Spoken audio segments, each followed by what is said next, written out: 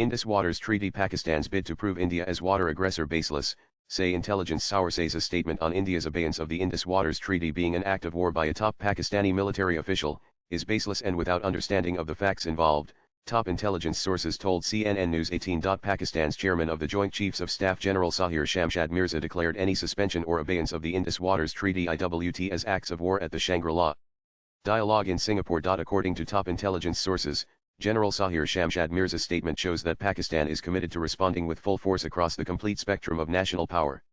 The neighboring country's aggressive rhetoric, framing India's measures related to the IWT as an act of war, reflects a pattern of coercive diplomacy, the sources said. This has been reinforced by Pakistan's National Security Committee (NSC), which warned that disrupting water flow will be treated as aggression.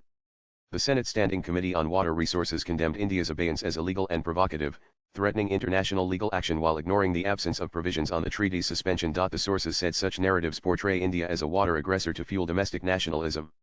There is no actual suspension, but India declared the IWT in abeyance following the Pahalgam terror attack that it alleged has cross-border terror links, they said. They said this shows that this is a reversible diplomatic measure, and not a termination based on future negotiations on terrorism.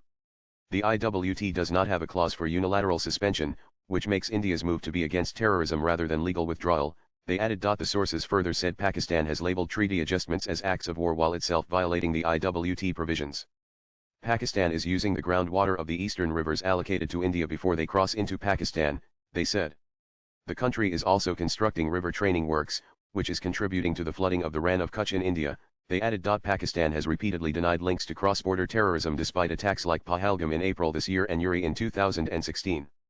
India has cited these deadly terror strikes to justify the raft of diplomatic countermeasures it took following the Pahalgam attack that claimed 26 lives. Swipe left for next video. Framing water issues as an existential threat lowers the threshold for military retaliation, and Pakistani generals only wanted to remain in the business of war, the sources said.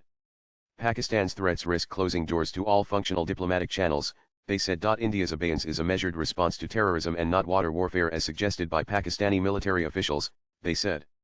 Islamabad's escalation rhetoric ignores both technical realities and its own treaty violations, while prioritizing confrontation over cooperative water governance needed for climate vulnerable regions, they said. Latest blogs.